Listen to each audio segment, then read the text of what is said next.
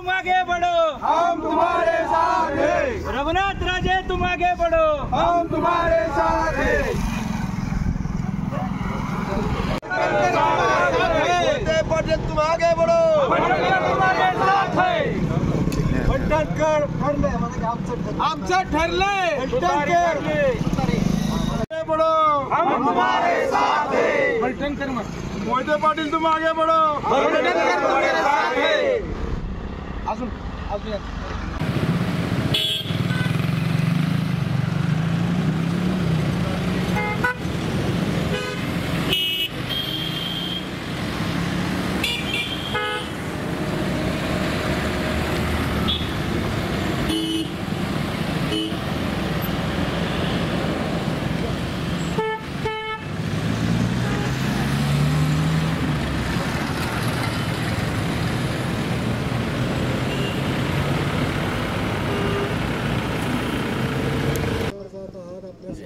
समोर जात आहात।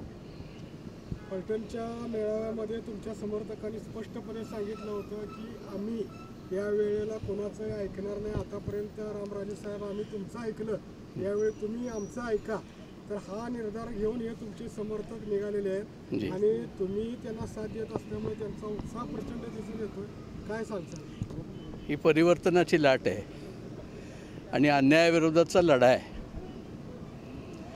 जर फलटणला आम्हाला काही त्रास होत असेल तर त्याच्या विरोधात माणसं एवढी पेटत नाहीत तर कधी लोकली त्रास होतो म्हणूनच माणसं पेटतात ना। आणि जनमनाचा विचार करूनच आम्ही हे निर्णयाला आलेलो आहे। त्यावेळेला त्या बैठकीमध्ये आपल्या कार्यकर्त्यांनी अतिशय आक्रमकपणे वैयक्तिक अन्याय केला जातोय, निरनिराळ्या पद्धतीने दडपण आणलं जातंय, विकासाचे खोटे वायदे केले जातात, दुजाभाव केला जातोय, अशाही व्यथा मांडल्या होत्या। या व्यथाचा हा स्फोट आहे असं तुम्हाला वाटतं? हा स्फोट आहे, असंतोषाचा स्फोट आहे। असंतोषाचा स्फोट आहे म्हणूनच ही माणसं अशी आलेली आहेत, मांडमध्ये माणसं जुळलेली आहेत। सगळीकडे ज्या वेळेला माणसं जुळायला लागतात तेव्हा कुठंतरी प्रॉब्लेम असतो। क्रांती त्याच वेळेला घडते ज्या वेळेला प्रॉब्लेम असतो। ही क्रांती आहे। उमेदवार बदलावा अशी मागणी रामराजे निंबाळकर यांनी त्यांच्या वरिष्ठांकडे केली होती, परंतु वरिष्ठांकडून त्याबाबत फारशी गंभीर दखल घेतली गेली नाही असं तुम्हाला वाटतं? हो, घेतली गेली नाही। वास्तविक पाहता मित्रपक्षांना विचारणं गरजेचं होतं, पण त्यांनी विचारलंच गेलं नाही। कुणाला न विचारता ही उमेदवारी लादली गेली। निदान उमेदवारी देताना त्याला त्यांच्या तालुक्यात, स्वतःच्या तालुक्यात जनाधार आहे की नाही हे चेक करणं तर गरजेचं आहे। जर जनाधारच नसेल तर त्या उमेदवाराला उमेदवारी द्यायची आणि दुसऱ्या तालुक्यांच्या जीवावर निवडून आणायचं, ही चुकीची गोष्ट आहे ना। युतीधर्म पाळला जावा अशी अपेक्षा महायुतीच्या वरिष्ठ नेत्यांकडून रामराजे साहेबांकडे केली जात आहे आणि आपल्या त्यांच्या समर्थकांचा हा जो निर्णय आहे तो त्यांना भविष्यात राजकीय अडचणीत शेवटी पब्लिक असेल तरच नेते असतात। जर पब्लिकच आमच्या हाताखालून सुटली तर आम्ही नेतेच राहणार नाही ना। तेव्हा राजे तर आता आम्ही नाही आहे, आम्ही नेतेच आहोत। मग नेते जनाधार, जनमताचा विचार केलाच पाहिजे, दुसरं काय करणार। राज्यामध्ये काहीतरी वेगळी परिवर्तनाची लाट आली असं तुम्हाला वाटतं का? कारण वातावरण एकंदर चित्र पाहता प्रचंड संतप्त प्रतिक्रिया लोक व्यक्त करताना दिसून येत आहे। मी राजकारणात फार ॲक्टिव्ह नसतो आणि लोकल राजकारणात फलटणपुरता मी मर्यादित आहे। तेव्हा राजकारणात महाराष्ट्रात कसली लाट आली आहे हे काय माझं विषयही नाही आणि माझं भविष्यही नाही। माझा तो विषयच नाही। विषय माझा एवढाच आहे की माझ्या मातृभूमीला, माझ्या फलटणला, मांडला हा आबरूदार नेता असावा। आम्हाला दबावाखाली जगायचं नाही आहे, दबावाखाली त्रास करून घ्यायचा नाही आहे किंवा कोणी पोलीस स्टेशनचं राजकारण करायचं, अधिकाऱ्यांना हाताशी धरून राजकारण करायचं। वाटेल तसे लोक एका केसवरून बडतर्फ केले जातात, तडीपार केले जातात। हा सगळा विषय फार विचित्र आहे। लोकांच्यावर अन्याय केला जातो आणि सरकारी यंत्रणा त्याच्यात कम्प्लिटली सामील आहे, हे मला मोठ्या खेदाने म्हणावंसं वाटतं। पोलीस स्टेशन मेन म्हणजे पोलीस स्टेशन आणि रेव्हेन्यू खातं, या सगळ्या लोकांचा अत्यंत त्रास आम्हाला आहे। पलटण बारामती रेल्वे यासह अनेक पाण्याचे गंभीर प्रश्न जे वर्षानुवर्ष प्रलंबित होते ते सोडवले असा दावा रणजितसिंह निंबाळकर यांच्याकडून केला जातो. अनेक विकास कामं आम्ही आमच्या भागात केली असा दावा केला. रामराजांनी नीरा देवघर धरण तयार करण्यासाठी उभी हयात घालवली. एक टेंडर काढून आणलं आणि 10-15 किलोमीटरचं काम झालं तर तो पाणीदार माणूस होत नाही. जो हयात घालवतो आणि त्या ठिकाणी ते धरण उभं करतो, मग ते विजयदादा असोत किंवा रामराजे यांच्या प्रयत्नातून ही धरणं उभी राहिलेली आहेत आणि हे पाणी आलेलं आहे. त्यांचा स्वतःचा कारखाना देखील ज्या ठिकाणी उभा आहे ते देखील पाणी रामराजांनीच आणलेलं आहे आणि ते काळं त्यांनी केलं आहे. 15 गावात पाणी काळं झालं आहे. विषय असा आहे की पिण्यासाठी पाण्याची पाळी सोडली गेली होती. यांनी स्वतःचे तलाव भरून घेतले. या गोष्टी अशा चालू शकत नाहीत. माझी पण सांगवीत जमीन आहे. टेलला माझी जमीन मी शेवटची भिजवतो. माझा ऊस भिजला खराब झाला तरी मला चालतं, पण तो जनतेचा भिजवला जायला पाहिजे ऊस, हे मी पहिल्यांदा मानतो. फक्त अधिकाऱ्यांना हाताशी धरून जनतेच्या तोंडातला घास काढून घेणं कितपत योग्य आहे? आमचं ठरलं आहे. आम्ही आमचा रिझल्ट देणार. तुतारी तुतारी तुतारी तुतारी.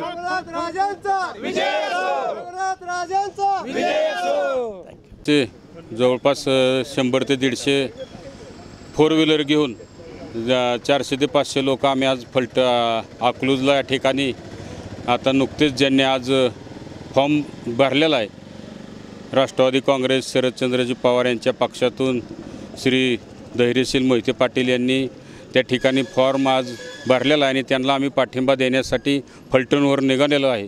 विशेष सांगायचं म्हणजे आम्ही तसं बघितलं तर राष्ट्रवादी काँग्रेस अजितदादा पवार गटाचे श्रीमंत रामराजे नाईक निंबाळकर यांचे सगळे कार्यकर्ते आहोत, समर्थक आहोत. पण त्या ठिकाणी अशी परिस्थिती झालेली आहे की आम्हाला त्या ठिकाणी उमेदवारी मिळाली नाही. आणि दुसरी गोष्ट सगळ्यात महत्त्वाचं असं आहे की भाजपवरती जो आक्रोश आहे आणि जो शेतकऱ्याच्या वरती जो या ठिकाणी महागाईचा बडगा शेतकऱ्यावरती जास्त होतो आणि GSTचं असेल किंवा नोटबंदीचं जे असेल ते पूर्णपणे शेतकऱ्यावरती त्या ठिकाणी बसत असताना आणि आमच्या भागात ज्या उमेदवारी डिक्लेअर केली त्यात कुठेही आम्हाला विचारात घेतलं नाही. आणि महायुतीचा धर्म म्हणून त्या ठिकाणी रामराजे साहेबांचं आम्हाला विनंती होती. वारंवार त्यांनी सांगितले की आपल्याला धर्म महायुतीचा पाळायचा आहे, पण आम्ही त्यांचं कुठलंही ह्या वर्षी ऐकणार नाही. आणि त्यांना स्पष्ट सांगितलेलं आहे की तुम्ही तुमच्याबरोबर राहा. आजपर्यंत 30 वर्षाच्या काळामध्ये आम्ही तुमचं ऐकले, आता तुम्हाला आमचं ऐकावं लागेल. आणि आम्ही या ठिकाणी धैर्यशील मोहिते पाटील यांचा प्रचाराचा शुभारंभ करण्यासाठी अकलूज या ठिकाणी निघालेलो आहोत. मोहिते पाटील यांच्या प्रचाराचा नारळ फक्त आणि त्यांना पाठिंबा देण्यासाठी तुम्ही आज अकलूजकडे निघाला.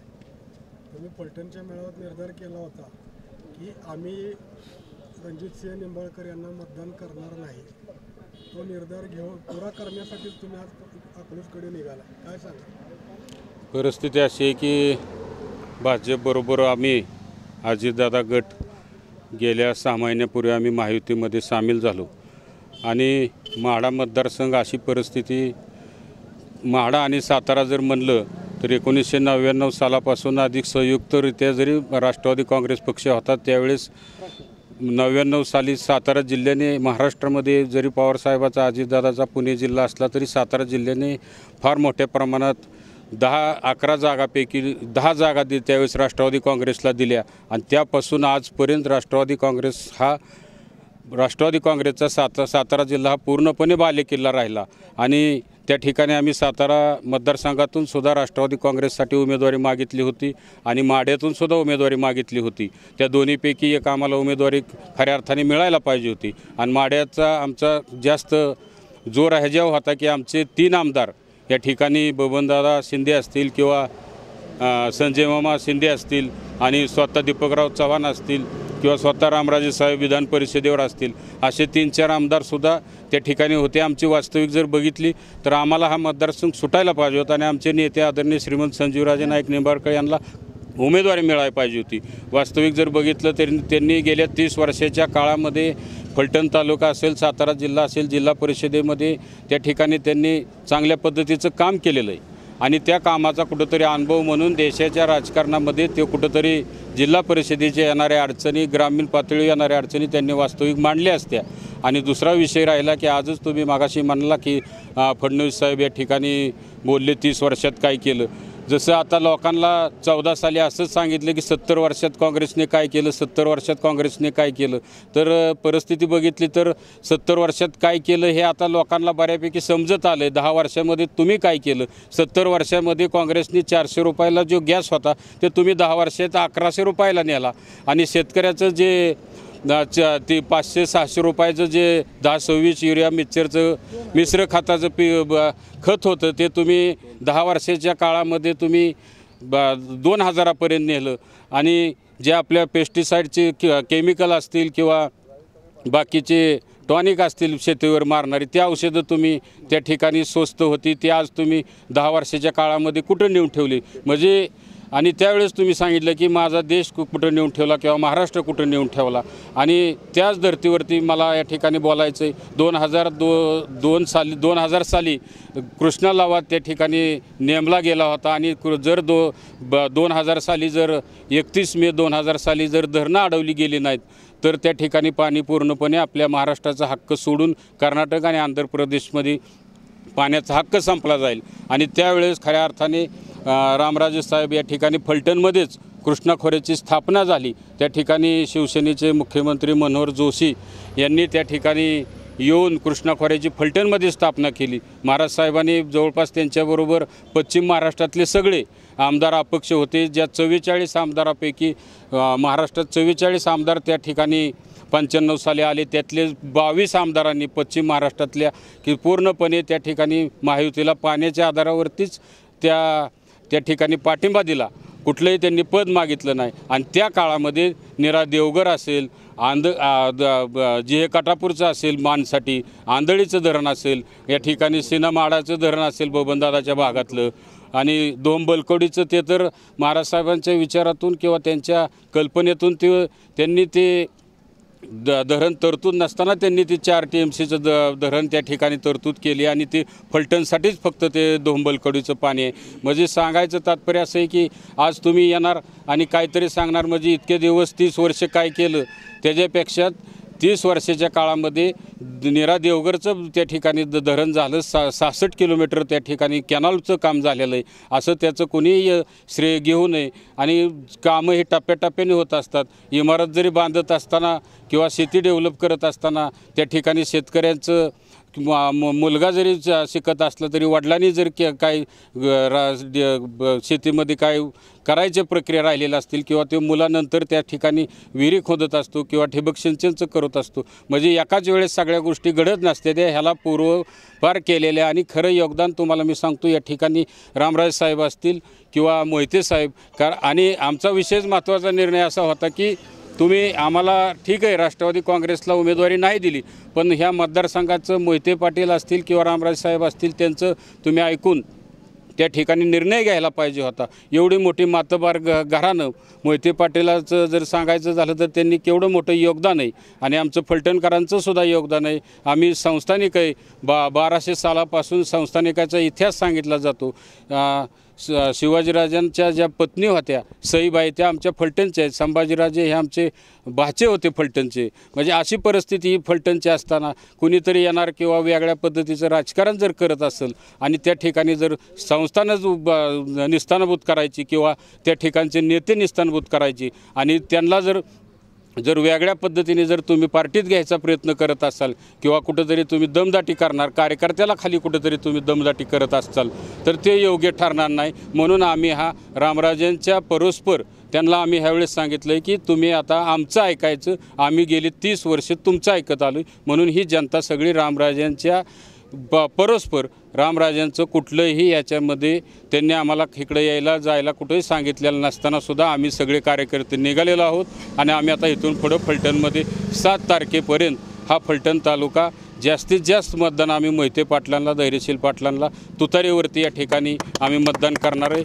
आणि यासाठी आपण जे आम्हाला या ठिकाणी बोलण्यास संधी दिली आहे आणि त्याच्याबद्दल आणि आपण हे मेसेज आमच्या माडामध्ये पोचवावा आणि सगळ्या मतदारसंघात पोचवावा एवढंच या ठिकाणी बोलतो आणि आपल्या पत्रकार